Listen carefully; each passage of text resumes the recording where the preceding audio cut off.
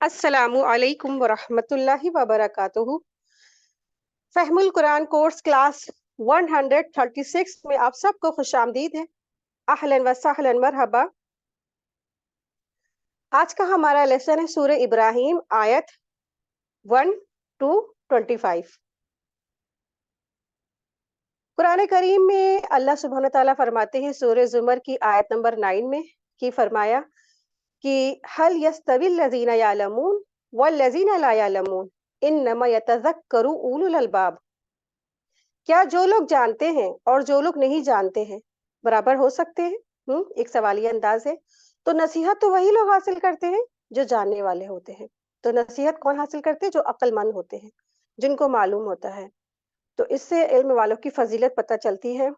تو ایک علم والا اور ایک بغیر علم والا دونوں برابر نہیں ہو سکتے ہیں، چاہے آپ دنیاوی اعتبار سے لے لیں اور چاہے پھر آپ دینی اعتبار سے۔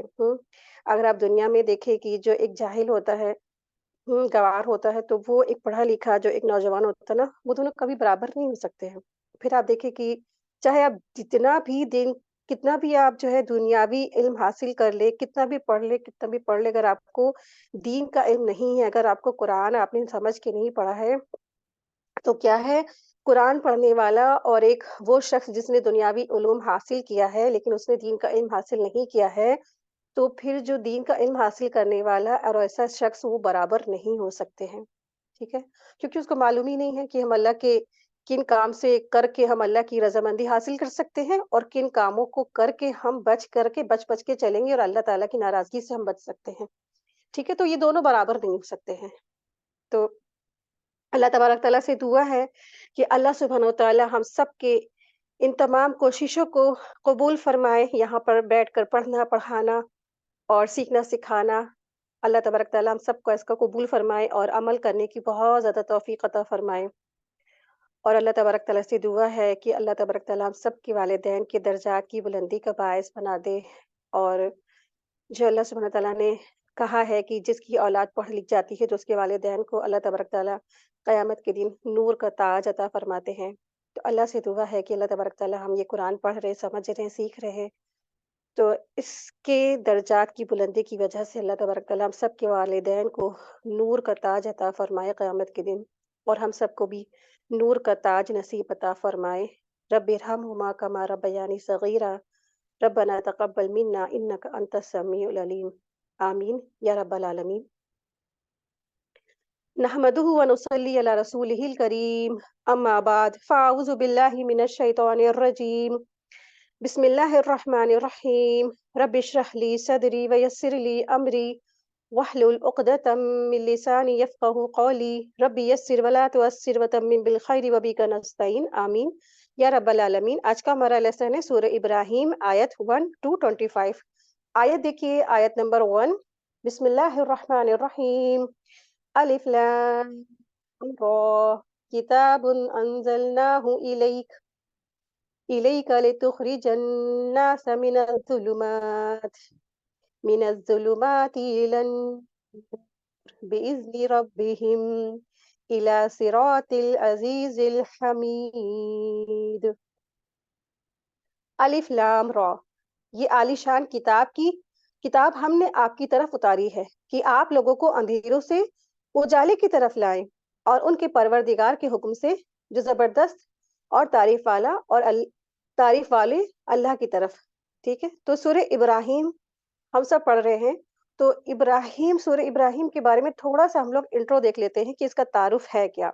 تو جب کسی چیز کے بارے میں ہم اس کا تعارف پڑھ لیتے ہیں، اس کے بارے میں پڑھ لیتے ہیں، تو ان کو سمجھنا آسان ہو جاتا ہے۔ تو دراصل سورہ ابراہیم یہ مکی سورہ ہے جس کی آیات دراصل کتنی ہیں؟ 52 ہیں، اور حضرت ابراہیم علیہ السلام کو انبیاء کے درمیان ایک امتیازی شان حاصل تھی، اور انہوں نے اللہ کی رضا اور خوشنودی کے لیے ہر طرح سے قربانی پیش کی اللہ کے آگے۔ چنانچہ حضرت ابراہیم علیہ السلام کے حالات اور واقعات اور ان کے صبر اور استقامت کی داستانیں قرآن کریم میں مختلف صورتوں میں ذکر کی گئی ہیں۔ اس صورت میں بھی حیات ابراہیم کا ایک حصہ جو خاص کر کے مکہ مکرمہ اور حضرت ابراہیم علیہ السلام سے تعلق ہے، اس کا ذکر کیا گیا ہے۔ حضرت ابراہیم علیہ السلام اور حضرت اسماعیل علیہ السلام کی تعمیر بیت اللہ کا بھی ذکر آیا ہے۔ اپنی نسل کے لیے ہدایت اور اہل مکہ کے لیے پھلوں کی مہیا کیے جانے کی جو دعا کی ابراہیم علیہ السلام نے فرمائی تھی، وہ بھی نقل کی گئی ہے۔ اور پھر ان اہل عرب کو جو اپنے آپ کو حضرت ابراہیم علیہ السلام کی اولاد کہتے تھے نا، بتایا گیا کہ تم بت پرستش میں جو مبتلا ہو، حالانکہ حضرت ابراہیم علیہ السلام تو اپنی اولاد کو بت پرستی سے منع فرماتے تھے۔ حضرت ابراہیم علیہ السلام اسی کا تذکرہ اور مناسبت سے اس سورت کا نام سورہ ابراہیم رکھا گیا ہے۔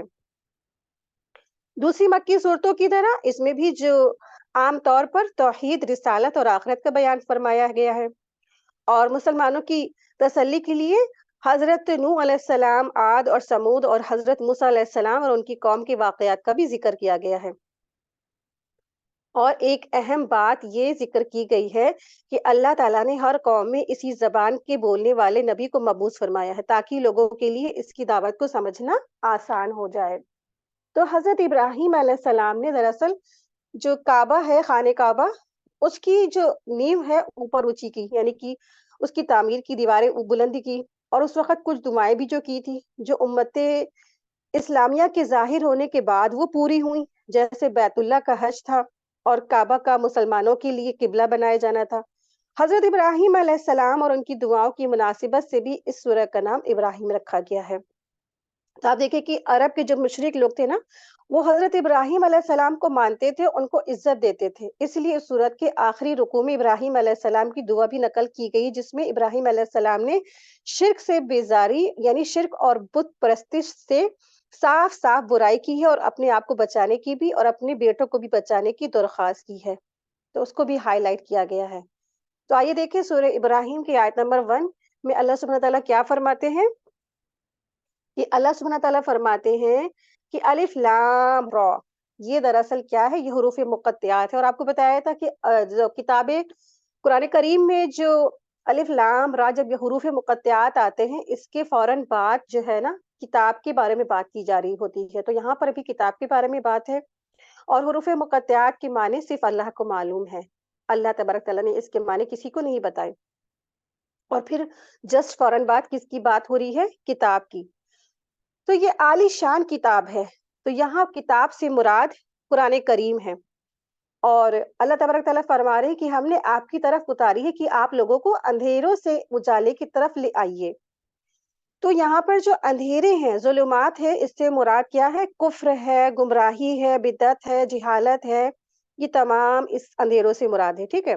اور جو نور ہے کہ نور کی طرف ان سب کو لے آئیے، تو نور سے مراد ایمان ہے، ہدایت ہے، اور قرآن اور سنت کی روشنی یعنی دین شریعت ہے، یعنی نبی کریم صلی اللہ علیہ وسلم قرآن میں ذکر تعلیمات کی روشنی میں انسانوں کو اللہ کے حکم اور اس کی مرضی کے مطابق کفر کی تاریکی سے نکال کر دین اسلام کی روشنی تک پہنچا دیتے ہیں، ٹھیک ہے۔ اور اللہ سبحانہ تعالیٰ فرما رہے ہیں، آپ دیکھیے کہ یہاں پر جو ظلمات کا لفظ آیا ہے وہ بہت غور کرنے کے قابل ہے کہ ظلمات سے مراد یہاں پر کیا ہے؟ جمع کا صیغہ آیا ہے۔ عربک میں جب تا لگتا ہے تو کیا پتہ چلتا ہے کہ لاسٹ میں یہ جمع کا صیغہ ہے، تو اس کے لیے پلورل ورڈ آیا ہے، جبکہ نور کس کے لیے آیا ہے؟ ایک واحد کے لیے، سنگلر کے لیے آیا ہے۔ تو ظلمات یعنی اندھیرے بہت سارے ہیں، لیکن نور دراصل کیا ہے؟ وہ ایک ہی ہے۔ تو اس بات کی دلیل ہے کہ کفر، بدعت کی راہیں بہت ساری ہیں، اور حق کا جو راستہ ہے، جو نور کا راستہ ہے، وہ صرف ایک ہی ہے۔ اور یہاں اللہ سبحانہ تعالیٰ فرماتے ہیں کہ بِإِذْنِ رَبِّهِمْ، کہ ان کے رب کے یعنی ان کے پروردگار کے حکم سے آپ ان کو اندھیروں سے اجالے کی طرف لائے ہیں، لیکن کس لیے؟ کیسے لائے ہیں؟ اپنی مرضی سے نہیں لائے ہیں، کس کے حکم سے لائے ہیں؟ اللہ سبحانہ تعالیٰ کے حکم سے لائے ہیں۔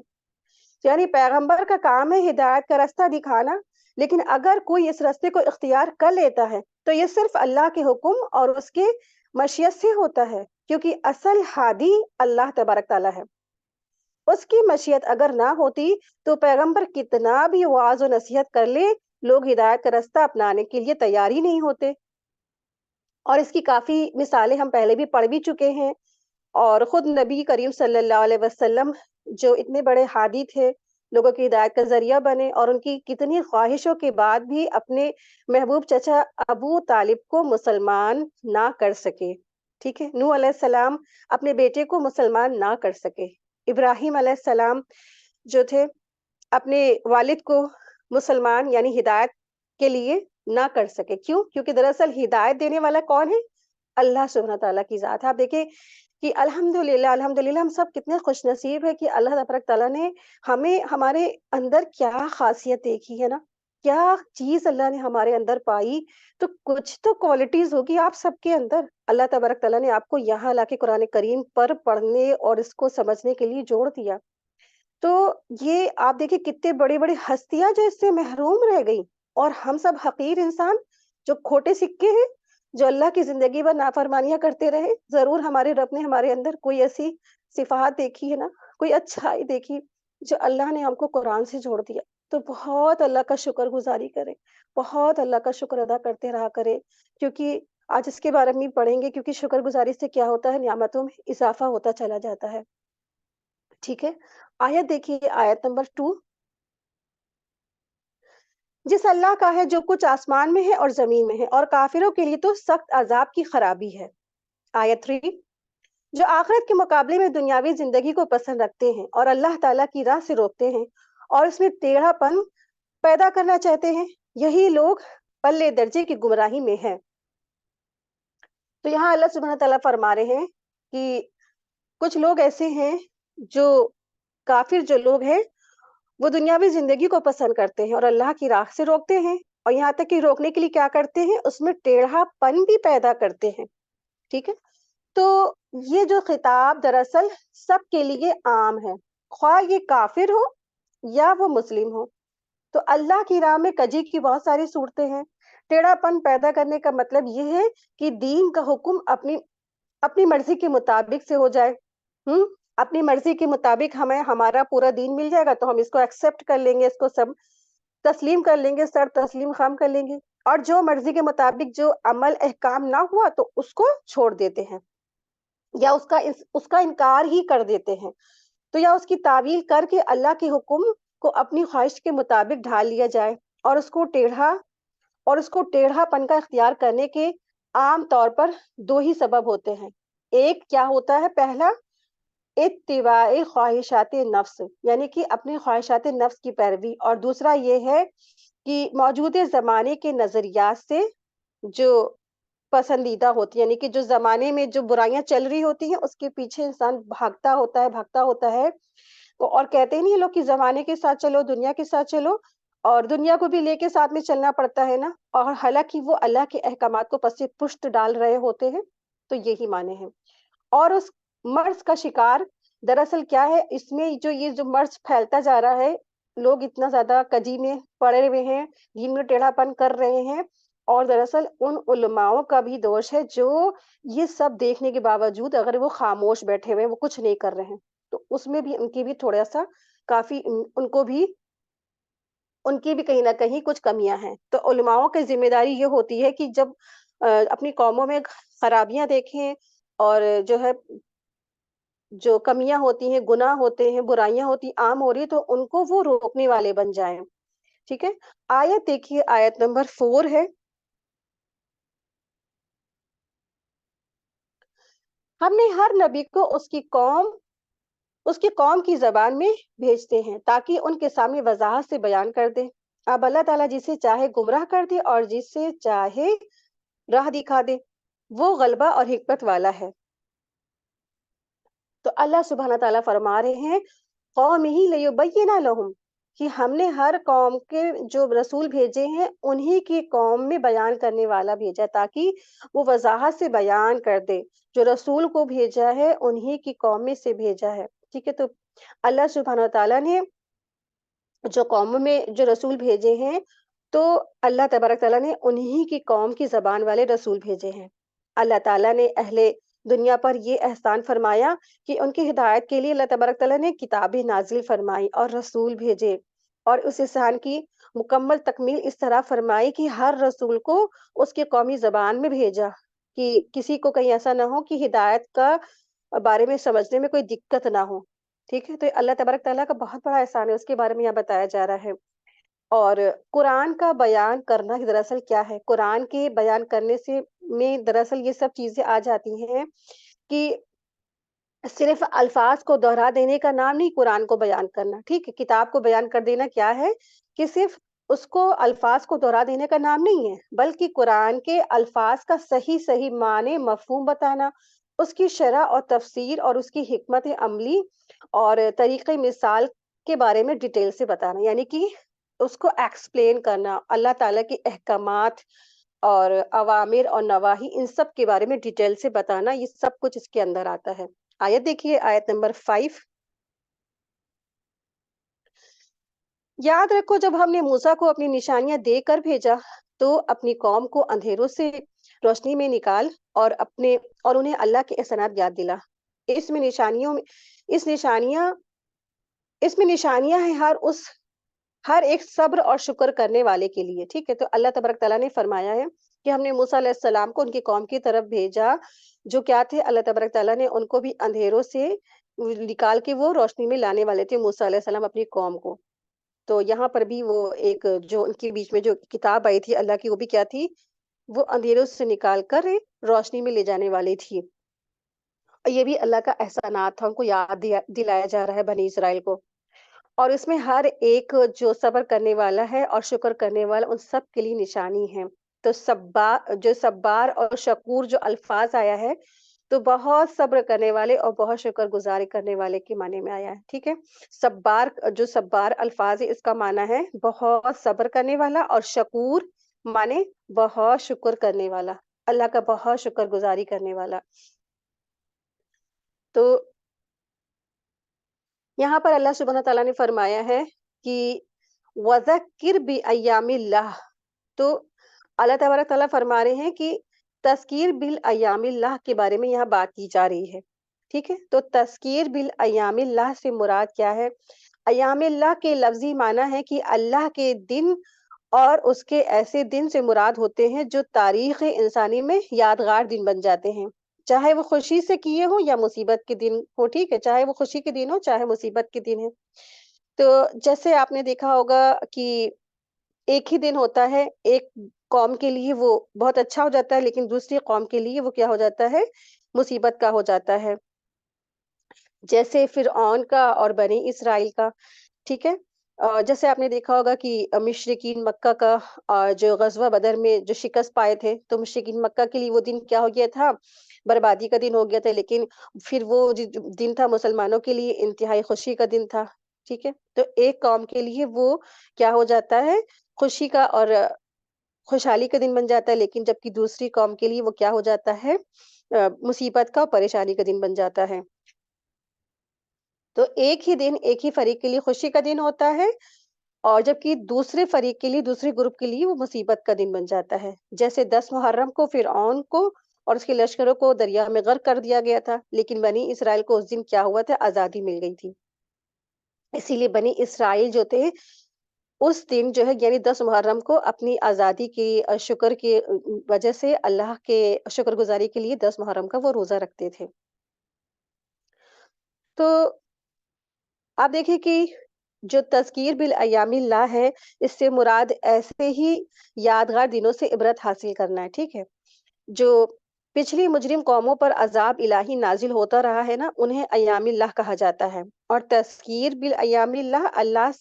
سے تذکیر بالایام اللہ سے مراد ایسے دن ہیں، ایسے ہی یادگار دن ہیں جس سے عبرت حاصل کی جائے۔ تو صبر اور شکر کی فضیلت بھی ہمیں پتہ چلتی ہے کہ اللہ تبارک تعالیٰ فرما رہے ہیں کہ صبر اور شکر کرے گا تو پھر کیا ہے؟ اس کے لیے اس کے بہت فائدے ہیں۔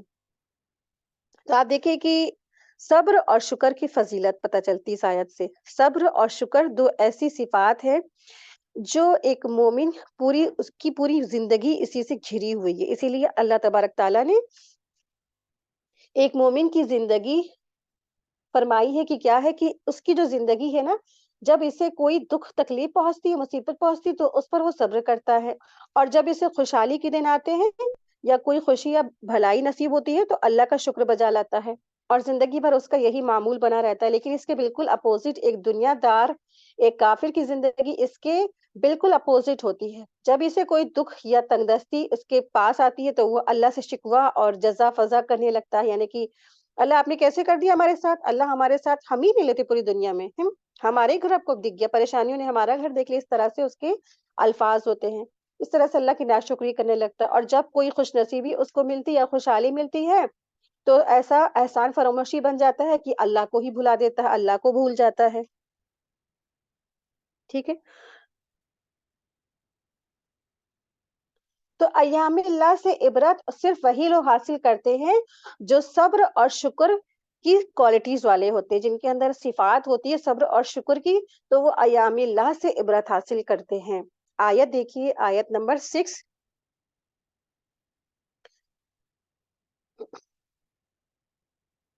جس وقت موسیٰ نے اپنی قوم سے کہا اللہ کی وہ احسانات یاد کرو جو اس نے تم پر کیے ہیں، جبکہ اس نے تمہیں فرعونیوں سے نجات دی ہے، جو تمہیں بڑے دکھ پہنچاتا تھا، تمہارے لڑکوں کو قتل کرتا اور تمہاری لڑکیوں کو زندہ چھوڑ دیتا تھا. اس میں تمہارے رب کی طرف سے تم پر بہت بڑی آزمائش تھی. آیت 7 دیکھیے.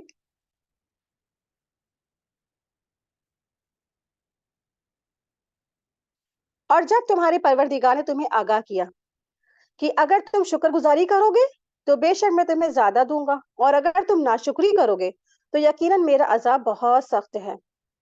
تو بہت امپورٹنٹ آیت ہے، اسے آپ لوگ اچھی طرح سے یاد رکھیے گا اور ہائی لائٹ کر لیجیے، یا آپ اپنے پاس کہیں اس کو عربک میں لکھ کے لگا لیجیے تاکہ یاد دہانی رہے کہ کیا فرما رہے اللہ سبحانہ تعالیٰ کہ لَإِن شَكَرْتُمْ لَأَزِيدَنَّكُمْ وَلَئِن كَفَرْتُمْ إِنَّ عَذَابِي لَشَدِيدٌ. کہ اگر تم نے شکر ادا کیا تو بے شک میں تمہیں مزید دوں گا اور زیادہ دوں گا، اور اگر تم نے ناشکری کی تو میرا عذاب بھی کیا ہے، بہت سخت ہے. تو اس سے کیا پتہ چلتا ہے اس آیت سے کہ شکر گزاری سے کیا ہوتا ہے، اللہ تبارک تعالیٰ ہماری نعمتوں میں اضافہ کرے گا، اللہ کی خوشنودی ملتی ہے، اللہ خوش بھی ہوتے ہیں. اور ناشکری سے کیا ہوگا انجام، اللہ تبارک تعالیٰ ناراض ہوتے ہیں اور نعمتیں سلب کر لی جاتی ہیں، چھین لی جاتی ہیں. ٹھیک ہے. تو ناشکری اللہ کو پسند نہیں ہے، اللہ تبارک تعالیٰ ناشکری پسند نہیں کرتے، شکر گزاری اللہ کو بہت محبوب ہے. تو شکر یا احسان، اللہ تعالیٰ نے یہ تاثیر رکھی ہے اس میں کہ وہ بھلائی کو بحال رکھتی ہے، نیکیوں کو بحال رکھتی ہے، بلکہ مزید اس بھلائیوں نیکیوں میں اضافہ ہوتا رہتا ہے. ٹھیک ہے. اور لیکن ناشکری یا احسان فراموشی کا جو نتیجہ یہ ہوتا ہے کہ نعمتیں سلب کر لی جاتی، چھین لی جاتی ہیں، اور حالات بد سے بدتر ہوتے چلے جاتے ہیں. اور انجام یہ ہوتا ہے کہ دنیا میں بھی اس کا برا ہوتا رزلٹ، اور آخرت میں تو بہت زیادہ برا ہونے والا رزلٹ ہے اس کا. ناشکری کا جو نتیجہ ہے وہ دنیا میں بھی ملتا ہے اور آخرت میں بھی. ٹھیک ہے. تو ابو ہریرہ رضی اللہ عنہ کہتے ہیں کہ آپ صلی اللہ علیہ وسلم نے فرمایا بنی اسرائیل میں 3 ایسے آدمی تھے کہ ایک کوڑا، ایک گنجا اور ایک اندھا تھا. تو اللہ تعالیٰ نے انہیں آزمانا چاہا تو ان کی طرف ایک فرشتہ بھیجا. فرشتہ پہلے کوڑے کے پاس یعنی کوڑھی کے پاس آیا تو اس نے کہنے لگا، فرشتے نے کوڑھے سے کہا کہ تم کیا چاہتے ہو؟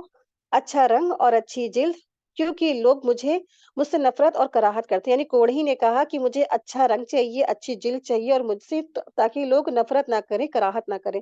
تو فرشتہ دراصل انسان کی شکل میں آیا تھا. ٹھیک ہے.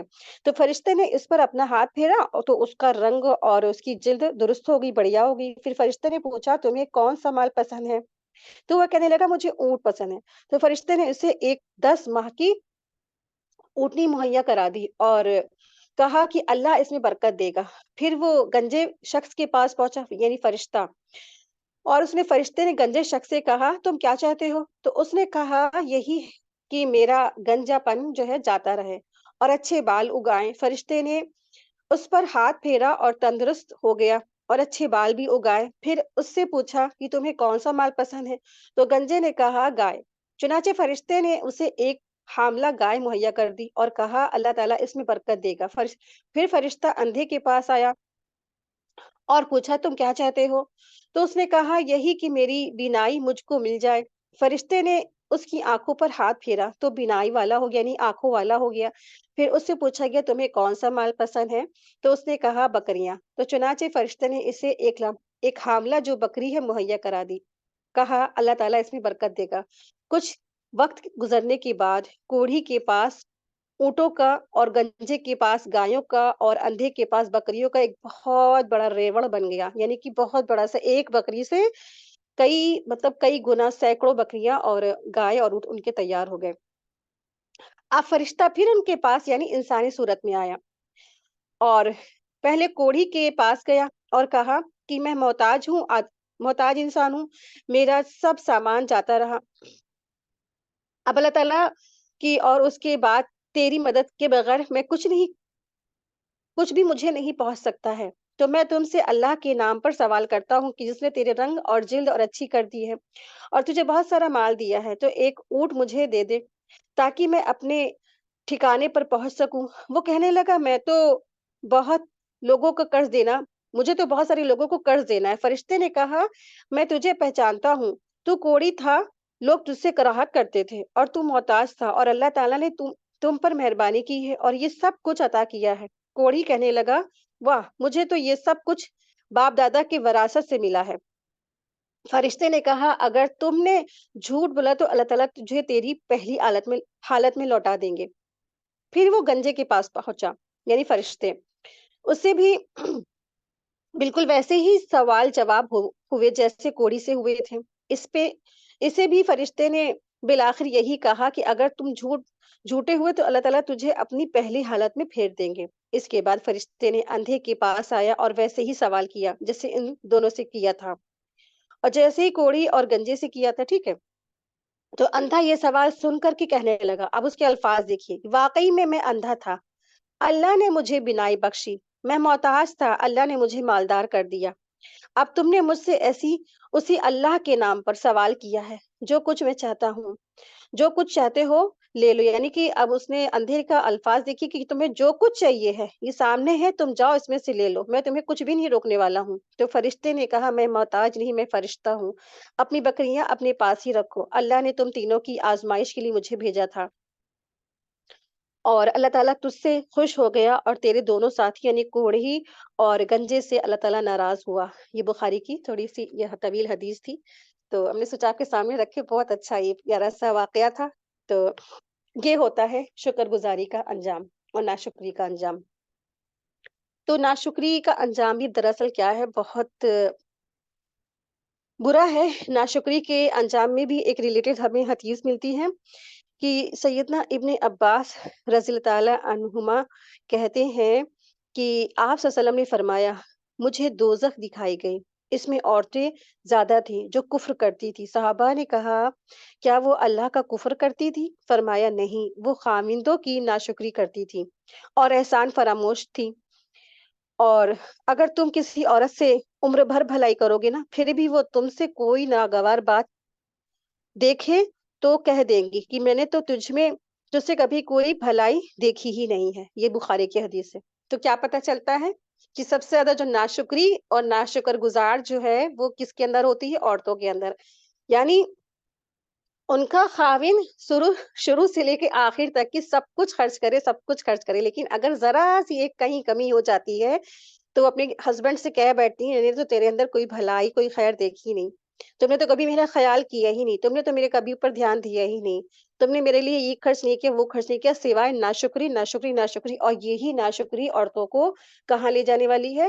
جہنم میں، کیونکہ اس کی جو تعداد ہے جہنم میں، جو ناشکری عورتوں کی تعداد ہے وہ بہت زیادہ ہے، یہ آپ صلی اللہ علیہ وسلم نے فرمایا ہے۔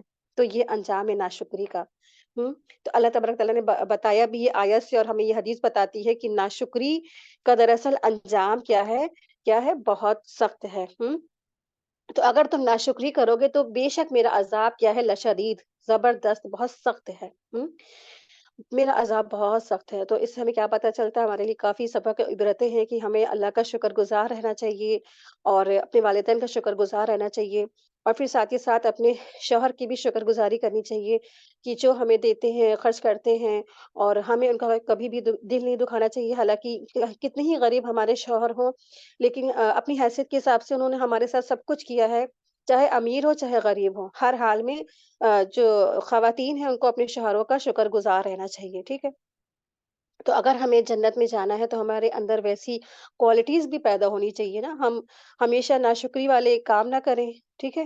اور اللہ کا بہت شکر گزار ہوں، اور اپنے والدین کے شکر گزار ہوں، اور پھر اپنے ساس سسر کے بھی شکر گزار ہوں، اور پھر اپنے شوہروں کے بہت زیادہ شکر گزار ہوں۔ آپ دیکھیے کہ یہ شوہر واقعی میں کہ اتنی تکلیف اٹھا کر، اتنی پریشانی اٹھا کر کے، ٹھنڈ ہو چاہے گرمی ہو چاہے برسات ہو، چلے جاتے ہیں وہاں روزی روزگار کے چکر میں نا، اور گھر میں خواتین آرام سے بیٹھتی ہیں لحاف میں اور ہیٹر میں، وارم روم میں، ہے نا، ان کو کوئی ایسی ٹھنڈ میں تکلیف میں نکلنے کی باہر ضرورت پیش نہیں آتی، جبکہ گھر کے جو مرد حضرات ہوتے ہیں کتنی تکلیف میں جاتے ہیں باہر، اور کس کے لیے وہ کر رہے ہوتے ہیں؟ وہی بیوی بچوں کے لیے، وہی بیوی کے لیے نا، والدین کے لیے۔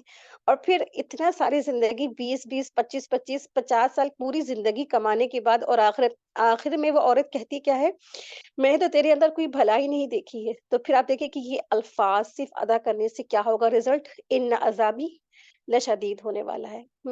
تو بہت الرٹ رہے، بہت الرٹ رہے، اپنی زبانوں پہ بہت کنٹرول رکھے، بہت صبر کے ساتھ، استقامت کے ساتھ اپنی زندگی گزارنے والی، کیونکہ ایک ذرا سی چوک اور پھر دیکھیں کہ معاملہ کہاں سے کہاں پہنچ جاتا ہے۔ ٹھیک ہے؟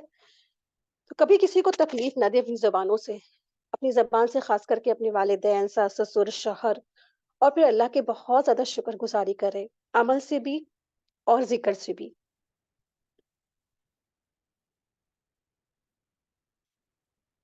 آیت دیکھیے، آیت نمبر 8 ہے۔ موسیٰ علیہ السلام نے کہا کہ اگر تم سب اور روئے زمین کے تمام انسان اللہ کی ناشکری کریں تو بھی اللہ بے نیاز اور تعریف والا ہے۔ اب یہاں پتہ چلتا ہے کہ اگر ہم ناشکری کرتے ہیں نا تو اس میں ہمارا ہی نقصان ہے، ناشکری کرنے سے اللہ کا کوئی نقصان نہیں ہے۔ یہ آیت اس بات کی دلیل ہے کہ تم اگر ناشکری کرو گے اور روئے زمین پہ جتنے لوگ ہیں اللہ کی ناشکری کریں گے، تب بھی دراصل کیا ہے؟ اللہ تبارک تعالیٰ غنی ہے اور حمید ہے۔ مطلب یہ ہے کہ انسان اللہ کی شکر گزاری کرے گا تو اس میں صرف اسی کا فائدہ ہے، اور ناشکری کرے گا تو اللہ تعالیٰ کا اس میں کیا نقصان ہے؟ اللہ تعالیٰ کا تو اس میں کوئی نقصان نہیں، نقصان تو صرف اسی کا ہے جو شخص ناشکری کر رہا ہے۔ ٹھیک ہے؟ تو اللہ تبارک تعالیٰ تو لوگوں کی ناشکری سے اور شکر سے کیا ہے؟ بے نیاز ہے۔ تم کرو گے تمہارا فائدہ، تم ناشکری کرو گے تمہارا نقصان ہے۔ تو سارا جہان اگر ناشکری کرے اور اس میں جو ہے اللہ تبارک تعالیٰ کا اس میں کچھ نہیں بگڑنے والا ہے۔ اور اس بات کی وضاحت ہمیں حدیث قدسی میں پتہ چلتی ہے، حدیث میں آتا ہے، حدیث قدسی میں اللہ تبارک تعالیٰ فرماتے ہیں کہ اے میرے بندو، اگر تمہارے اول اور آخر اور اسی طرح تمام انسان اور جن اس ایک آدمی کے دل کی طرح ہو جائیں جو تم میں سب سے زیادہ متقی اور پرہیزگار ہو، یعنی کوئی بھی نافرمان نہ ہو، تو اس میں میرے حکومت اور بادشاہی میں اضافہ نہیں ہوگا۔ اور اے میرے بندو، اگر تمہارے اول اور آخر تمام انسان اور جن اس ایک آدمی کے دل کی طرح ہو جائے جو تم میں سب سے بڑا نافرمان اور فاجر ہو، تو اس سے میری حکومت میں اور بادشاہی میں کوئی کمی واقع نہیں ہوگی۔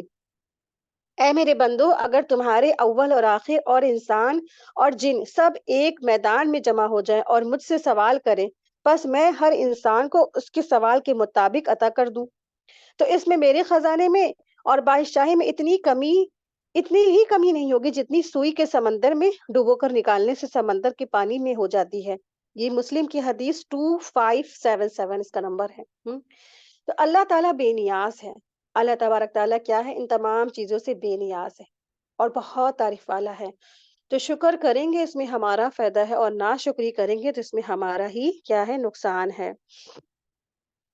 آیت دیکھیے،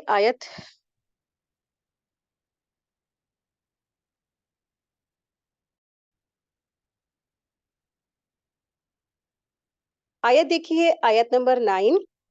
کیا تمہارے پاس تم سے پہلے کے لوگوں کی خبر نہیں آئی، یعنی قوم عاد، قوم نوح اور قوم سمود کی، اور ان کے بعد والوں کی، جنہیں سوائے اللہ تعالیٰ کے اور کوئی نہیں جانتا؟ ان کے پاس ان کے رسول معجزے لائے، لیکن انہوں نے اپنے ہاتھ اور منہ میں دبا لیے اور صاف کہہ دیا کہ جو کچھ تمہیں دے کر بھیجا گیا ہے ہم اس کے منکر ہیں، اور جس چیز کی طرف تم ہمیں بلا رہے ہو ہمیں اس میں بڑا بھاری شبہ ہے۔ یعنی ان کے قوموں نے ان کی رسولوں کی بات نہیں مانی، اور یعنی توحید کی طرف اگر تم ہمیں بلا رہے ہو تو ہمیں اس میں بڑا شبہ ہے۔ آیت دیکھیے، آیت نمبر 10۔ ان کے رسولوں نے انہیں کہا، کیا حق ताला के बारे में तुम्हें शक है, जो आसमान और जमीन का बनाने वाला है? वो तो तुम्हें इसलिए बुला रहा है कि तुम्हारे तमाम गुनाह माफ फरमा दे और एक मुकर्रर वक्त तक तुम्हें मोहलत अता फरमाए। उन्होंने कहा कि तुम तो हम जैसे ही एक इंसान हो। तुम चाहो कि तुम हम उन खुदाओं की इबादत करें, इबादत से रोक दो जिनकी इबादत हमारे बाप दादा करते चले आ रहे हैं। अच्छा, तो हमारे सामने कोई खुली दलील पेश कर दो। यानी कि इन जितने भी कौम थी उन्होंने यही जवाब दिया, और ठीक इसी तरह कुफार मक्का ने भी जवाब दिया था रसूलुल्लाह सल्लल्लाहु अलैहि वसल्लम की दावत पर कि तुम हमें सिर्फ और सिर्फ एक अल्लाह की तरफ दावत दे रहे हो, बुला रहे हो, और इतने सारे खुदाओं का तुमने एक खुदा बना लिया है। तो और हम उस दीन को कैसे छोड़ दें जिसकी इबादत हमारे बाप दादा करते चले आ रहे हैं। तो दरअसल तुम हमें एक अल्लाह की तरफ बुला रहे हो। दरअसल ये क्या है, एक तो बहुत शुभे वाली बात है। ऐसा कैसे हो सकता है कि सारा पूरा जमीन और आसमान का चलाना और इस सब की तदबीर सिर्फ एक अल्लाह कर रहा है? ये ऐसे कैसे पॉसिबल हो सकता है? इस तरह से उन्होंने अपने रसूलों को जवाब दिया। आयत देखिए, आयत नंबर 11। उनके पैगंबरों ने उनसे कहा कि ये तो सच है कि हम तुम जैसे ही इंसान हैं, लेकिन अल्लाह ताला ने अपने बंदों में से जिस पर चाहता है अपना फजल करता है। अल्लाह के हुक्म के बगैर हमारी मजाल नहीं कि हम कोई मुआवजा तुम्हें लाकर दिखा दें, और ईमानदारों को तो सिर्फ अल्लाह ताला ही पर भरोसा रखना चाहिए। आयत 12 देखें। आखिर क्या वजह है कि हम अल्लाह ताला पर भरोसा ना रखें, जबकि उसी ने हमें हमारी राहें सुझा दी हैं। वल्लाह, जो ईज़ाएँ तुम हमें दोगे ना, हम उन पर सब्र करेंगे। तवक्कल करने वालों को यही लायक है कि वो अल्लाह ही पर तवक्कल करें। आयत 13 देखें। काफिरों ने अपने रसूलों से कहा कि हम तुम्हें मुल्क बदर कर देंगे, या तुम फिर से हमारे मजहब में लौट आओ। तो उनके परवरदिगार ने उनकी तरफ वही भेजी कि हम उन जालिमों को ही गरक कर देंगे। आयत 14 देखें। और उनके बाद हम खुद तुम्हें उस जमीन में बसा देंगे। ये है उनके लिए जो मेरे सामने खड़े होने का डर रखते हैं और मेरी वईद से खौफ ज़दा रहेंगे। आयत देखिए, आयत 15। और उन्होंने फैसला तलब किया और तमाम सरकश जिद्दी लोग नामुराद हो गए। आयत देखिए, आयत 16। उसके सामने दोजख है जहां वो पीप का पानी पिलाया जाएगा। जहां उन्हें किस चीज का पानी पिलाया जाएगा? पीप का पानी पिलाया जाएगा। तो यहाँ पर जो पीप का पानी है, मिम्मा इन सदीद, तो सदीद अल्फाज आया है। तो सदीद दरअसल क्या है? पीप और खून जो जहन्नुमियों के गोश्त और उनकी खालों से बहा हुआ होगा। ठीक है। आप देखिए कि आज हम दुनिया में किसी के भी ना अपने ही जिस्म में कोई फोड़ा निकल आता है, तो उसको हमें देखना पसंद नहीं। उसमें से जो जो येलो येलो जो निकलता है, और या पीप ऐसा येलो येलो डार्क है ना, वाइट वाइट मवाद ऐसा, तो उसको ही हम देखना पसंद नहीं करते, हमें कराहियत होती है। और अब देखिए फिर वहां पर क्या होगा? जहन्नुमियों के जितने टोटल जहन्नुमी होंगे उन सब के जिस्मों से बह करके एक जगह वो चीज इकट्ठी होगी, खून और जो है पीप और ये गंदा गंदी कराहियत वाली चीज, तो उनकी खालों से जो निकल के बहा होगा, तो ये सदीद होगा। इसका नाम सदीद अल्फाज आया है, जो पीप और खून और जहन्नुमियों के गोश्त से रिस रिस करके उनकी खालों से बहा होगा। ये एक ऐसा मशरूब होगा, ठीक है, जो जहन्नुमियों के लिए स्पेशल वेलकम ड्रिंक होगा उनके लिए, और उनको यही पीना होगा। और हदीस में भी आता है कि ये सदीद इतना गर्म और खौलता हुआ होगा कि उनके मुंह के करीब पहुंचते ही उनके चेहरों की खालें झुलस कर गिर पड़ेंगी, और उनका एक घूंट पीते ही उनकी पेट की आंतें बाहर निकल के गिर पड़ेंगी। अल्लाह अकबर। अल्लाह ताला हम सब की हिफाजत फरमाए, हम सब की नस्लों और हम सब के खानदान वालों, हम सब की कुल मोमिन कुल मोमिनात की हिफाजत फरमाए। अल्लाहुम्मा अजिरना मिनन नार। तो बड़ी कपा देने वाली ये सब आयतें हैं। तो आप देखिए कि जो सदीद अल्फाज आए हैं ना, बहुत जबरदस्त है कि इसका माने क्या है? पीप और खून जो जहन्नुमियों के गोश्त और उनकी खालों से बहा होगा, और ये भी इतना ज्यादा, मतलब कि इतना गर्म होगा, इतना खौलता हुआ होगा कि इसके पीते मतलब करीब चेहरे के पास लाया जाएगा एक प्याले में रख के, तो चेहरे की खाल झुलसा देगा। और पीना मजबूरी होगी क्योंकि प्यास शिद्दत होगी, और ऐसे पिएंगे इंसान की जैसे प्यासे ऊंट की तरह।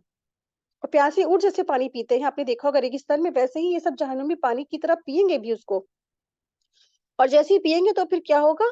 सब इनकी आते वाते सब कट जाएंगी, और अतड़ियां बिल्कुल नीचे गिर जाएंगी कट करके। ٹھیک ہے؟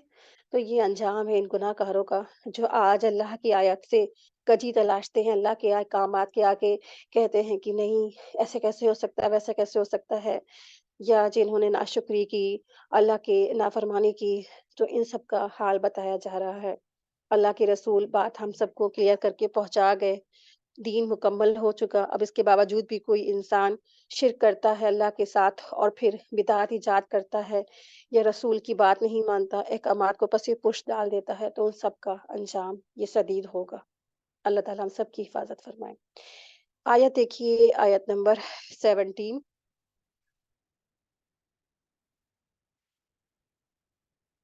جسے بامشکل گھوٹ گھوٹ پیے گا اور پھر بھی اسے گلے سے اتار نہ سکے گا، اور پھر اسے ہر جگہ سے موت آتی دکھائی دے گی لیکن وہ مرنے والا نہیں ہے، پھر اس کے پیچھے بھی سخت عذاب ہے۔ یعنی یہ جو شدید ہوگا، اسے جہنمی گھوٹ گھوٹ پیے گا اور پھر اسے اپنے گلے سے اتار نہ سکے گا، اور اسے ہر جگہ سے موت آتی دکھائی دے گی لیکن وہ مرنے والا نہیں ہے۔ تو ظاہر سی بات ہے، اب دیکھیے کہ انواع اقسام کے عذاب ہوں گے جہنمیوں کو، اور عذاب چکھ چکھ کر وہ موت کی خواہش کریں گے، اللہ سے موت مانگیں گے، لیکن موت وہاں نہیں آئے گی، موت وہاں کہاں؟ تو وہ جو جہنم کی زندگی ہے وہ دائمی ہے، تو وہاں تو اسی طرح دائمی عذاب ان کو ہوتا رہے گا، ہے نا؟ اب دیکھیں کہ دنیا کی تکلیف ہوتی ہے، انسان مر جاتا ہے ایک وقت کے بعد نا، تکلیف اتنی زیادہ ہوتی کہ موت واقع ہو جاتی ہے، لیکن آخرت میں کوئی موت نہیں ہے، بار بار وہ مزہ چکھتے رہیں گے، چکھتے رہیں گے، چکھتے رہیں گے، ٹھیک ہے؟ تو یہ عذاب ہے ان لوگوں کا جنہوں نے اللہ کی جو آیات کے ساتھ نافرمانی کی۔ آیت دیکھیں، آیت نمبر 18 ہے، ان لوگوں کی مثال جنہوں نے اپنے پالنے والے سے کفر کیا ہے، ان کے اعمال مثل اس راکھ کی طرح کے ہیں جس پر تیز ہوا ہو اور آندھی والے دن چلے ہوں۔ جو بھی انہوں نے کیا ہے اس میں سے کسی چیز پر وہ قادر نہ ہوں گے، یہی دور کی گمراہی ہے۔ تو قیامت والے دن اللہ تبارک تعالیٰ نے کافروں کے عملوں کا بھی یہی حال ہوگا۔ یہاں بتایا ہے کہ جو کافر ہیں ان کے اعمال کا حال یہ ہوگا کہ ان کا جو اجر ہے، عملوں کا اجر اور ثواب انہیں نہیں ملے گا۔ تو کافر جو کفر کرتا ہے اور وہ ایمان نہیں لاتا، لیکن آپ دیکھیے عمل تو اچھے اچھے کر رہے ہیں، اب جیسے مثال کے طور پر نے دیکھا ہوگا کہ غیر مسلم ہے یا جتنے بھی کفر کرنے والے ہیں، ایسا تو نہیں ہو سکتا سارے لوگ کام برے کر رہے ہیں، وہ برے کر رہے ہیں نا، اچھائی بھی کرتے ہیں، بھوکوں کو کھانا کھلاتے ہیں، پنڈال لگاتے ہیں، پانی بھی بانٹتے ہیں، شربت بھی بانٹتے ہیں، کمبل بھی بانٹتے ہیں، غریبوں کو مدد بھی کرتے ہیں، پورن ہوگا نا، پورن سمجھ کے کرتے ہیں، لیکن آخرت میں کیا ہوگا؟ یہ سارے ان کے اعمال اللہ تبارک تعالیٰ راکھ کی مانند اڑا دیں گے۔ جیسے آپ نے بڑے سے میدان میں دیکھا ہے نا کہ راکھ پڑی ہوتی ہے، خشک راکھ، اور پھر تیز ہوا چلتی ہے تو پھر وہ راکھ کا آتا پتہ نہیں ہوتا، وہ ہوا کے ساتھ اڑ کے ختم کر دی جاتی ہے۔ تو اسی طرح کافروں کے جو اعمال ہے کہ اس نے کفر کیا اللہ کی آیات کے ساتھ، لیکن اگر اچھائی کی ہے تو اعمال کیا ہے؟ ہوا کی مانند ان کے جو اعمال ہیں راکھ کی مانند اڑا کے ختم کر دیے جائیں گے، جیسے ہوا میں راکھ اڑا کے ختم کر دی جائے گی، ویسے ان کے اعمال صالح اڑا کے ختم کر دی جائیں گے، ان کو کوئی یعنی کہ اس کے لیے اجر ہی نہیں ملے گا، کیونکہ جو یہ نیکیاں کرتے ہیں ان کے لیے سارا اجر اللہ تعالیٰ ان کو دنیا میں دے دیتا ہے، ٹھیک ہے؟ آیت دیکھیے، آیت نمبر 19، کیا تو نے نہیں دیکھا کہ اللہ تعالیٰ نے آسمانوں کو اور زمین کو بہترین تدبیر کے ساتھ پیدا کیا ہے؟ اگر وہ چاہے تو تم سب کو فنا کر دے اور نئی مخلوق لے آئے، اور اللہ پر یہ کام بھی کچھ مشکل نہیں۔ آئے 20 ہے، اور 20 میں اللہ تبارک تعالیٰ کیا فرما رہے ہیں؟ وَمَا ذَلِكَ عَلَى اللَّهِ بِعَزِيزٍ، اور اللہ تعالیٰ پہ یہ کام کچھ بھی مشکل نہیں ہے۔ کیا مشکل نہیں ہے؟ کہ اللہ تعالیٰ تم سب نالائقوں کو، نافرمانوں کو ہٹا کے ایک فرما بردار مخلوق لے آئے، یعنی اگر تم نے نافرمانیوں سے اگر تم باز نہیں آئے نا، تو اللہ تعالیٰ اس پر بہت قدرت رکھتا ہے کہ وہ تم نافرمانوں کو ہلاک کر کے تمہاری جگہ ایک نئی مخلوق پیدا کر دے جو اللہ کی اطاعت گزار ہو۔ آیت دیکھیے، آیت نمبر 21، سب کے سب اللہ کے سامنے روبرو کھڑے ہو گئے، اس وقت کمزور لوگ بڑائی والوں سے کہیں گے کہ ہم تو تمہارے تابع دار تھے، تو کیا تم اللہ کے عذابوں میں سے کچھ عذاب ہم سے دور کر سکنے والے ہو؟ تو وہ جواب دیں گے کہ اگر اللہ ہمیں ہدایت دیتا تو ہم بھی ضرور تمہاری رہنمائی کرتے، اب تو ہم پر بے قراری کرنا اور صبر کرنا دونوں ہی برابر ہے، ہمارے لیے کوئی چھٹکارا نہیں ہے۔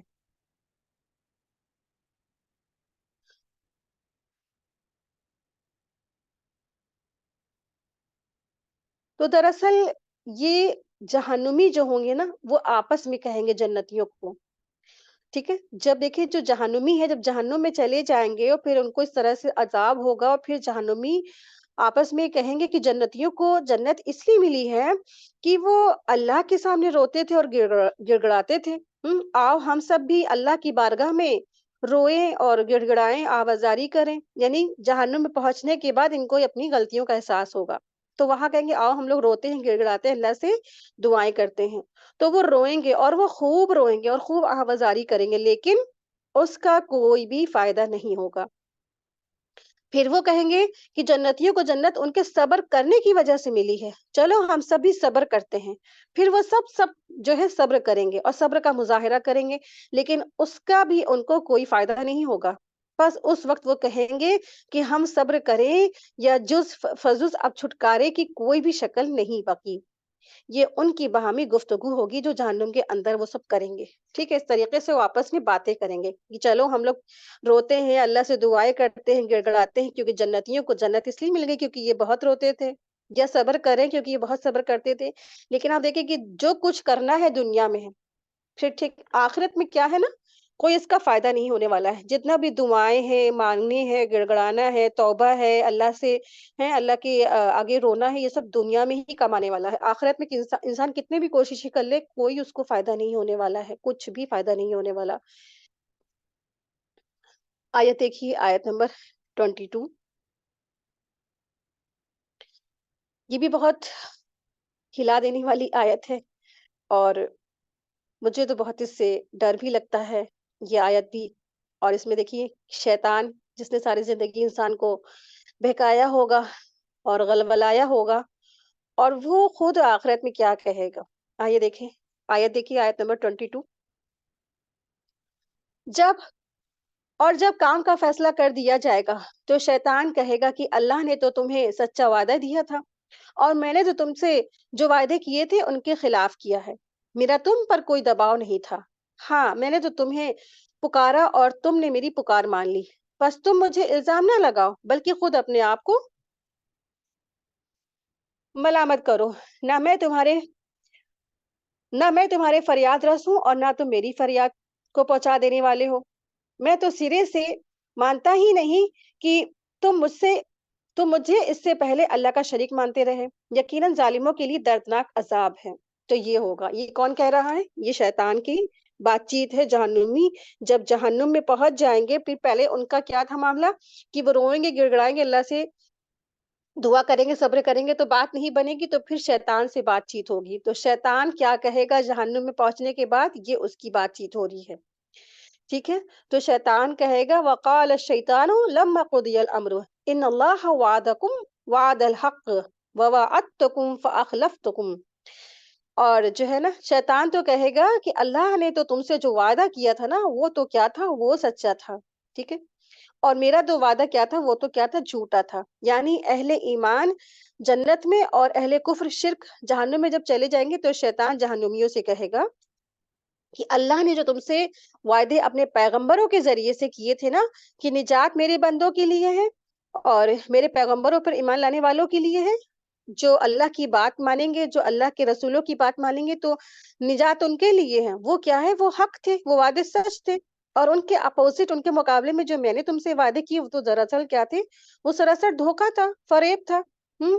خواہشات نفس کی اتباع کرنا اور شرک میں مبتلا ہو جانا، اپنی دنیاوی لالچ کی وجہ سے لوگ، آپ دیکھیں کہ شرک میں مبتلا ہوتے ہیں، تو سنہرے خواب دکھاتا ہے شیطان، تو پھر کیا ہے؟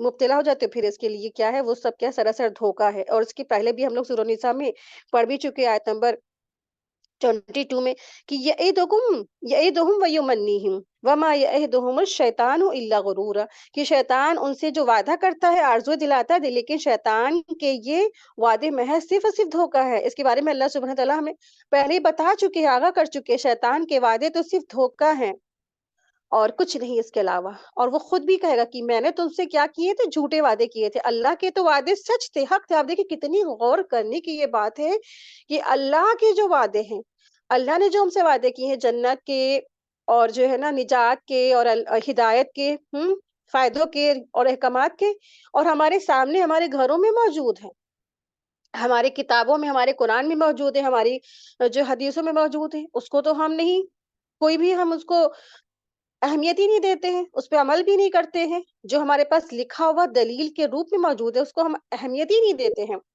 اور جو شیطان ہے جو ہمیں دکھتا بھی نہیں ہے نا، اور کیا ہے اس کی خالی بس وہ ایک ایسا وسوسہ ڈالتا ہے، اس کے پیچھے لگتے ہیں اور بن دیکھی چیزوں کے پیچھے لگ کر اپنی پوری زندگی کا ستیاناش کر دیتے ہیں. تو یہ ہے شیطان کہ جو بن دیکھی دکھائی دینے والی چیز سے اس کے پیچھے لگ کر، باطل کے پیچھے، خواہشات کے پیچھے لگ کر انسان اپنی زندگی کو تباہ بربادی کے پیچھے لے جاتا ہے. اور پھر وہ آخرت میں خود کہہ رہا ہے کہ مجھ پہ ملامت نہ کرو، ملامت کرو اپنے آپ پر. ٹھیک ہے، کیسے انداز ہے اس کا بیان کہ وہ کہہ رہا ہے کہ فلا تلومونی ولوموا انفسکم، کہ تم مجھ پہ ملامت نہ کرو، مجھے جو ہے نا تم ملامت کرو اپنی جانوں پر، اپنے اوپر تم خود ملامت کرو. اور آپ دیکھیں کہ وہ کہے گا کہ میرا تم پر کوئی پریشر نہیں تھا، میرا تم پر تو کوئی دباؤ بھی نہیں تھا. کہ آپ دیکھیں کہ شیطان کہے گا میرا تمہاری جو میری باتوں کا نا تم پر کوئی دلیل اور حجت بھی نہیں تھی، نہ میرا کوئی تم پر پریشر تھا کہ میں تم کو زبردستی کھینچ کر کے گناہوں کی طرف لے کے جاتا، یا میں نے تم کو زبردستی تم کو پریشرائز کیا تھا کہ نہیں کہ تم چلو ضرور. اور ہاں، میرا تو صرف یہ دعوت اور پکار تھی. ٹھیک ہے، صرف ایک ہلکی سی پکار اور بات تھی، لیکن تم نے جو ہے نا میری بے دلیل پکار کو سچ مان لیا اور پیغمبروں کی دلیل کو اور حجت سے کیا کیا، نہ مانا، اور ان کی باتوں کو رد کر دیا. جو پیغمبر تمہارے سامنے سچے آئے، کھلی کھلی نشانیاں لائے، تم نے پیغمبروں کی بات نہیں مانی، دلیلیں روشن لے کر تم نے بات نہیں مانی. اور میں تو کچھ تھا ہی نہیں، میں تو کچھ تمہیں دکھتا بھی نہیں تھا، صرف میری ہلکی سی پکار پر تم اٹھ کے چل دیتے تھے. کتنی بڑی غور کرنے کی بات ہے. اور یہ اس طریقے سے شیطان واقعی میں جہنم میں کہے گا، یہ ہمیں اللہ تبارک تعالیٰ فرما رہے ہیں. تو اس سے بڑھ کر کون اب اپنے بندوں کے لیے نا کتنی بڑی دلیل لا سکتا ہے نا. اللہ تبارک تعالیٰ نے کتنی ہمارے لیے خیر خواہی کی. آپ دیکھیے سب کچھ اللہ نے آیات کھول کھول کر بیان کر دی ہے، پھر بھی انسان نہ سمجھا ہے، پھر بھی انسان آیتوں سے نہیں سبق لیتا ہے، پھر بھی اپنی زندگی کے معاملات نہیں سدھارتا ہے. وہ کہے گا کہ تمہارے سامنے تو رسول بالکل کھلی کھلی واضح دلیل حجت لے کر آئے، تم نے ان کو رد کر دیا اور میری صرف چھوٹی سی پکار پر تم نے لبیک کہہ دیا. تو تم آج مجھے ملامت نہ کرو، ملامت کرو اپنے آپ پر. ٹھیک ہے. اور وہ کہے گا کہ نہ میں نے تمہاری فریاد رس کرنے والا ہوں اور نہ تم میری فریاد کرنے والے ہو. تو اس لیے آپ دیکھیں کہ قصور دراصل تمہارا اپنا ہی تھا. وہ شیطان ایسا کہے گا کہ تم اپنی بربادی کے تم خود ذمہ دار ہو. تمہارے اندر اللہ نے شعور دیا، عقل دیا، اور جو ہے تم نے ذرا سے بھی اپنی عقل سے اور شعور سے کام نہ لیا، اور دلائل بالکل واضح اور آیات بینات واضح ہو جانے کے بعد بھی تم نے اس کو نظر انداز کیا، اور جھوٹے دعووں اور خواہشات کی تم نے اتباع کر کے تم نے جو ہے نا میری پیروی کر لی، اور جس کی کوئی دلیل بھی نہیں تھی. پھر وہ کہے گا میں تو تم سے میں تو سرے سے مانتا ہی نہیں تھا کہ تم مجھے اس سے پہلے اللہ کا شریک مانتے رہے. یعنی وہ کہے گا کہ میں نے تمہیں عذاب سے نکلوا سکتا ہوں، نہ میں تمہیں عذاب سے نکلوا سکتا ہوں جس میں تم آج مبتلا ہو، اور نہ تم اس جو ہے قہر غضب سے مجھے بچا سکتے ہو. اور اللہ کی طرف مجھ پر سے جو تم مجھے آج اللہ کے غضب اور غصے سے بچا بھی نہیں سکتے، جو آج اللہ تبارک تعالیٰ کی طرف سے مجھ پر موجود ہے. اور تم مجھے نا اس بات سے بھی انکار کرتا ہوں کہ میں اللہ تعالیٰ کے ساتھ کہ تم مجھے شریک کرو. ٹھیک ہے، وہ اس بات سے بھی مکر جائے گا. مجھے اس بات سے بھی انکار ہے کہ میں اللہ کا شریک ہوں.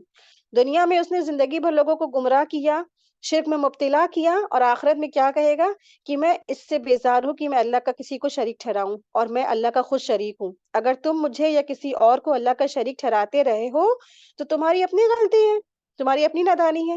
جس اللہ نے ساری کائنات بنائی تھی اور اس کی تدبیر کی وہی تو کرتا رہا ہے، بھلا اس کا کوئی شریک کیسے ہو سکتا ہے؟ یہ بات کون کہہ رہا ہے؟ شیطان کہے گا آخرت میں۔ زندگی بھر جو سب کے جو ہے نا اس نے نقصان کا وعدہ کیا تھا اللہ سے، اللہ میں آپ کی عزت اور جلال کی قسم کھا کے کہتا ہوں آپ کے بندوں کو میں ضرور بہکاؤں گا، آخری سانس تک بہکاتا ہے۔ جب انسان کا دم نکلنے والا ہوتا تب بھی آتا ہے، بہکاتا ہے، بلغلاتا ہے، وسوسے ڈالتا ہے۔ ہوں تو آپ دیکھیں کہ ہر وقت وہ کوشش کر میں لگا ہوا ہے۔ ہم لوگ تو سو بھی جاتے ہیں لیکن وہ سوتا نہیں ہے، ہمارے سونے کے بعد بھی وہ اپنی مشن پہ لگا ہوا ہے اور اپنی مشن کو پورا بھی کر رہا ہے۔ ایک کثیر تعداد کو وہ جہنم میں لے بھی جائے گا اور لے جانے کے بعد ایسے بات چیت کرے گا لوگوں سے۔ ہوں تو بہت ڈرانے والی آیتیں ہیں۔ اور آپ دیکھیں کہ ساری زندگی جس نے نافرمانی کروائی، ساری زندگی جس نے اپنے رب کے آگے، جس بندوں نے نافرمانی کی، اللہ کے آگے شرک کیا، کفر کیا، نافرمانی کی، اور پھر وہ شیطان اپنے پلہ ہی پورا جھاڑ دے گا، کہے گا میں نے تو تم سے کچھ نہیں کہا تھا، میں نے تو تم سے کچھ بھی نہیں کہا تھا کہ تم اللہ کے ساتھ شرک کرو۔ ہوں تم نے کیوں نہیں عمل کیا؟ تمہارے سامنے کتاب تھی، حدیث تھی، اللہ کی آیات تھی، تم نے کیوں نہیں اس پہ عمل کیا؟ کیوں نہیں تم نے عقل سے کام لیا؟ کیوں تم میرے پیچھے لگ گئے؟ تم مجھے ملامت نہ کرو، ملامت کرو اپنے آپ پر۔ ٹھیک ہے؟ تو پھر آخرت میں آپ دیکھیے کہ انسان اگر جہنم میں اگر چلا جائے گا تو پھر وہ اپنے اعمال کی وجہ سے جائے گا۔ اللہ تبارک تعالیٰ کسی پر ظلم نہیں کرتے ہیں، تو دراصل کیا ہے، یقیناً ظالموں کے لیے پھر کیا ہے، دردناک عذاب ہے، کیونکہ ان شرک لظلم عظیم، بے شک جو شرک ہے نا وہ ظلم عظیم ہے، جس نے شرک کیا اس نے بہت بڑا اللہ کے ساتھ ظلم کیا۔ تو ظالموں کے لیے کیا ہے، دردناک عذاب ہے، جو ظلم کیا ہے تم نے اب تم اس کا مزہ چکھو۔ آیت دیکھیے، آیت نمبر 23۔ جو لوگ ایمان لائے ہیں اور نیک عمل کیے ہیں وہ ان جنتوں میں داخل کیے جائیں گے جن کے نیچے چشمے جاری ہیں، جہاں انہیں ہمیشگی ہوگی اپنے رب کے حکم سے، جہاں ان کا خیر مقدم سلام ہوگا۔ یہاں آپ اللہ تبارک تعالیٰ کی دیکھیں کتنے خوبصورت قرآن کریم کا جو ہے نا یہ بیان کرنے کا انداز ہے کہ ایک طرف جہاں جہنم کا بات ہوتی ہے، پھر اللہ تبارک تعالیٰ فوراً کیا ہوتا ہے، جنت کی بات لے آتے ہیں، تاکہ انسان جو ہے ڈر کے ساتھ ساتھ خوش بھی ہو جائے، ڈرے ساتھ میں خوشی بھی منائے۔ لیکن جو لوگ اللہ کی، جنہوں نے بات مان لی، جنہوں نے اللہ کی اطاعت کر لی، جنہوں نے ایمان لائے، ساتھ میں کیا ہے، عمل صالحات، پھر عمل صالحات کی بات آ رہی ہے، صرف ایمان لانے سے کام نہیں بننے والا، عمل صالحات بھی بہت ضروری ہے۔ تو پھر ان کے لیے کیا ہے، جنات ہیں، وہ اس میں داخل کیے جائیں گے، اور جن کے نیچے چشمے جاری ہیں، جن کے نیچے سے نہریں بہ رہی ہوں گی۔ ایسے باغ، ایسے چشمے، ایسے محل جن کے نیچے سے چشمے جاری ہیں، نہریں جاری ہیں، اور اس میں ان کے لیے کیا ہوگی، خلدگی ہوگی، ہمیشگی ہوگی، اور اللہ تبارک تعالیٰ کی طرف سے وہاں پر ان کو سلام پیش کیا جائے گا۔ زندگی دینے کی ان کے لیے دعا ہوگی، اور ہمیشہ ہی ہمیشگی وہ اس میں رہیں گے۔ تو یہ ہے انعام، یہ ہے ان کو ملنے والا صلہ، جو آج دنیا میں محنت کر رہے ہیں، کوششیں کر رہے ہیں۔ کسی کی کوشش، کسی کا بدلہ، کسی کی نیکی ضائع نہیں جانے والی ہے۔ ٹھیک ہے؟ آیت دیکھیے، آیت نمبر 24۔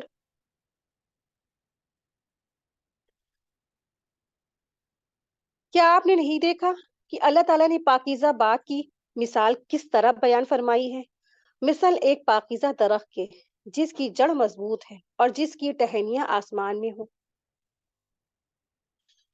تو اللہ سبحانہ تعالیٰ نے یہاں پر ایک مثال سے بات لائے ہیں، اور وہ مثال کیا ہے دراصل، کہ ایک مثال ہے جسے کلمہ طیبہ کہتے ہیں۔ ٹھیک ہے؟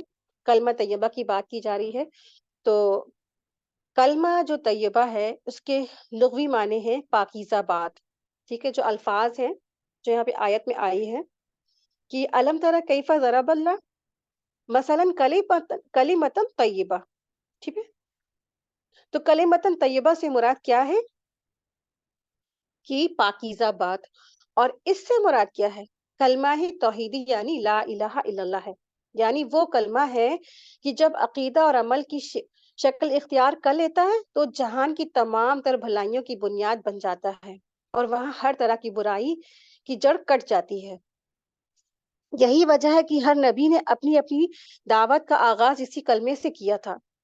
تو کلمہ طیبہ کی مثال کس چیز سے دی گئی ہے، تشبیہ کس چیز سے دی گئی ہے، शजर तैयबा से दी गई है। पाकीज़ा दरख्त से मुराद खजूर का दरख्त है, और पाकीज़ा दरख्त की मोमिन से मिसाल पेश की गई है, जिसके दिल में कलमा तैयबा का या कलमा तौहीद रच बस जाएगा, जैसा कि हदीस से भी वाज़ेह होता है। सैयदना अब्दुल्ला बिन उमर रज़ी ताला अन्हु कहते हैं कि एक दफ़ा हम रसूलुल्लाह सल्लल्लाहु अलैहि वसल्लम के पास बैठे थे, तो आप सल्लल्लाहु अलैहि वसल्लम ने सहाबा से पूछा, बताओ वो कौन सा दरख्त है जिसके पत्ते नहीं गिरते हैं? मुसलमान की मिसाल उसी दरख्त की सी है।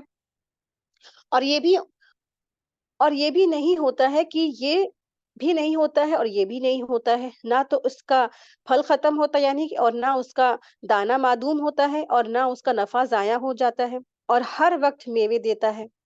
तो उस वक़्त मेरे दिल में ये ख़याल आया कि वो खजूर का दरख्त है, मगर जब मैंने देखा कि अबू बकर रज़ी अल्लाह अन्हु और उमर रज़ी अल्लाह अन्हु जैसे बड़े-बड़े बुज़ुर्ग ख़ामोश बैठे हैं, तो मैंने आप सल्लल्लाहु अलैहि वसल्लम को जवाब देना मुनासिब नहीं समझा। यानी कि उस वक़्त ये जो अब्दुल्ला बिन जो थे ना, तो ये उस वक़्त बच्चे थे, ठीक है?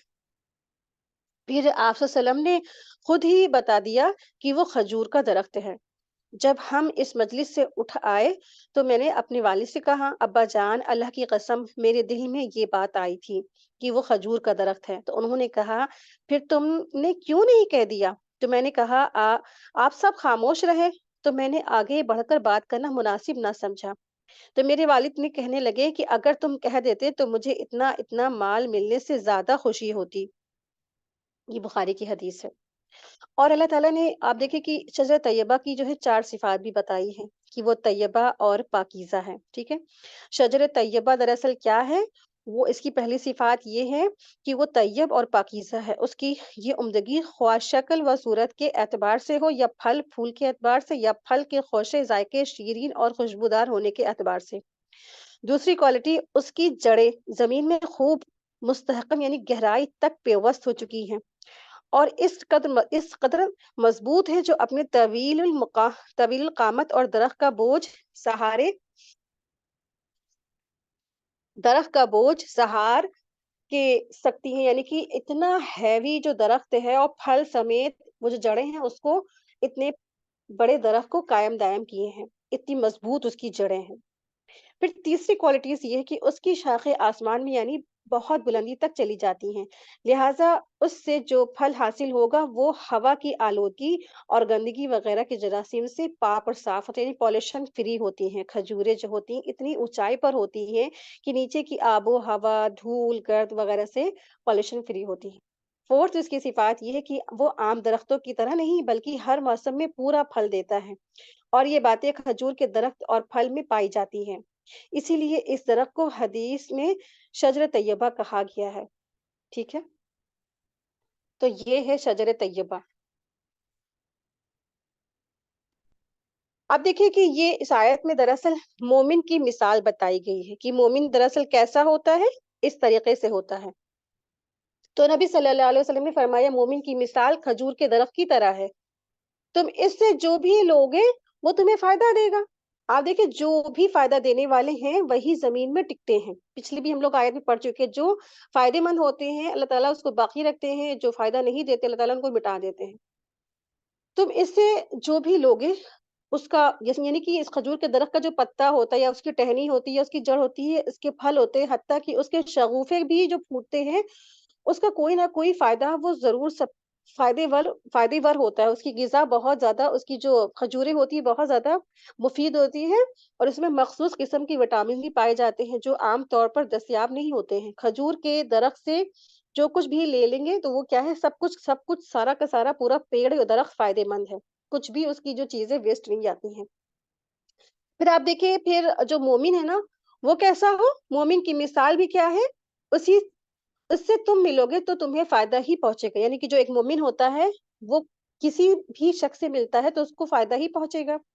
और कुछ तुम और जो कुछ तुम नहीं,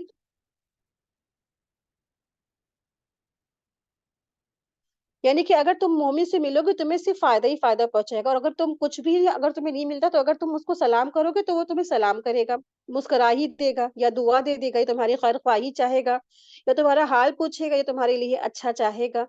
क्या हम ऐसे मुसलमान हैं? क्या हम दूसरों को खैर पहुँचाते हैं? तो ये हमारा टारगेट होना चाहिए कि हमें ऐसा बनना चाहिए कि दाएँ-बाएँ, आगे-पीछे हर एक को फ़ायदा पहुँचाएँ हम, जो हमारे बस में है और इस्तिताअत में है।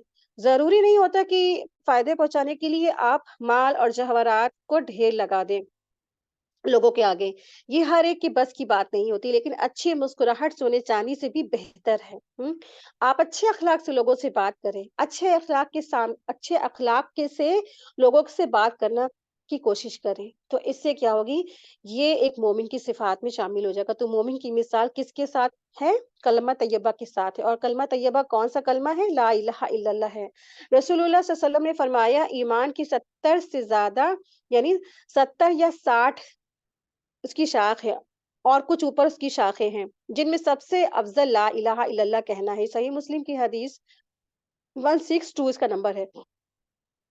तो मोमिन की मिसाल खजूर के दरख्त की तरह है, और मिसाल किस तरह से, किस चीज़ से दी जा रही है? कलमा तैयबा से है। मिसाल में कलमा तैयबा बयान किया जा रहा है, जो दुनिया में कलमा तैयबा पर है, अल्लाह ताला अपना इलाह समझता है, जो यानी कि मोमिन अल्लाह को अपना इलाह समझता है, अल्लाह के लिए वो सारे काम करता है, राइट हो या लेफ्ट, जो भी हो काम करे, सारे के सारे अल्लाह के लिए करता है। किसी से कुछ नहीं चाहता है, लोगों से कुछ नहीं चाहता है, ऐसे शख्स का किरदार इंतहाई मज़बूत होता है। उसकी मिसाल शजर तैयबा जैसी है, जिसकी जड़ बहुत मज़बूत है। आम दरख्त को अगर आप 2-3 लोग मिल कर के उसको झंझोड़ेंगे तो वो हिल जाएगा, निकल आएगा, है ना? अपनी जड़ छोड़ देता है, लेकिन खजूर के दरख्त को हिलाना तो पॉसिबल नहीं, बहुत मुश्किल है। और उसके ऊपर टहनियाँ जो कांटेदार होती हैं, वो भी पूरी तरह हाथ भी नहीं आती हैं, हाथ रखने के देती, क्योंकि पूरा वो अपना दिफाव कर रही होती, बचाव कर रही होती। उन्होंने अगर आप किसी चीज़ से पकड़ेंगे तो पकड़ पकड़ के ढाँप के पकड़ना भी चाहेंगे तो फिर वो क्या है, वो टहनियाँ हिलती तक नहीं हैं, हिला देती हैं इंसान को। तो मोमिन भी मज़बूत किरदार का मालिक होता है। कि उसकी जड़ें मज़बूत होती हैं और वो हर काम अल्लाह के लिए करता है, और उसकी नियत खालिस अल्लाह के लिए होती है, और उसकी मिसाल ऐसे ही जैसे एक अच्छी ज़ात का दरख्त, जिसकी जड़ें ज़मीन में गहरी पेवस्त हो, और वफ़रउहा फ़िस समाई, और उसकी शाखें आसमान में हों। यानी शाखें बुलंदी की तरफ जा रही हों, यानी उसके ख़यालात में बुलंदी, उसकी सोच में बुलंदी, उसकी निगाह में बुलंदी, उसके मकसद में बुलंदी, उसकी हर चीज़ में बुलंदी, उसका ताल्लुक जो कि अल्लाह रब्बुल इज़्ज़त से होता है। वो दुनिया के फ़ायदे नहीं समेटता, वो आखिरत के लिए सोचता है। तो यहाँ पर इसकी जो मिसाल है इस आयत से, तो यहाँ पर अल्लाह तबारक तआला ने मोमिन की मिसाल बताई है। ठीक है? आयत देखिए, आयत नंबर 25।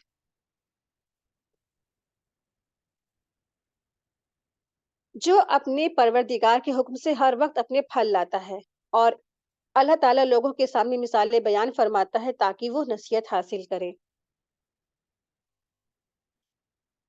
तो जब कलमा तौहीद किसी के दिल में, यानी किसी मोमिन के दिल में रच बस जाता है, तो इसमें उसकी जड़ क्या होती है, पेवस्त हो जाती हैं, और अपनी पूरी ज़िंदगी इसी कलमे की तकाज़ों के मुताबिक वो ढाल लेता है। तो इससे जो उसके आमाल स्वाले सादिर होते हैं, उसका फ़ायदा सिर्फ़ उसकी ज़ात तक महदूद नहीं रहता है, बल्कि आस-पास का माशरा भी उससे फ़ैज़याब होता है, फ़ायदा उठाता है। हर आन वो क्या होता है, बढ़ता रहता है, फलता रहता है, फूलता रहता है। फिर यही अमल स्वाले आसमान की बुलंदियों तक जा पहुँचते हैं। ठीक है? तो अल्हम्दुलिल्लाह, इसी के साथ ही आज की हमारी क्लास मुकम्मल हुई। व आखिरु दावाना अनिल हम्दुलिल्लाहि रब्बिल आलमीन। सुब्हानक अल्लाहुम्मा व बिहम्दिका अशहदु अल्ला इलाहा इल्ला अंता अस्तगफिरुका व अतूबु इलैक। अस्सलामु अलैकुम व रहमतुल्लाहि व बरकातुहू। जज़ाकुमुल्लाहु खैरन कसीरा।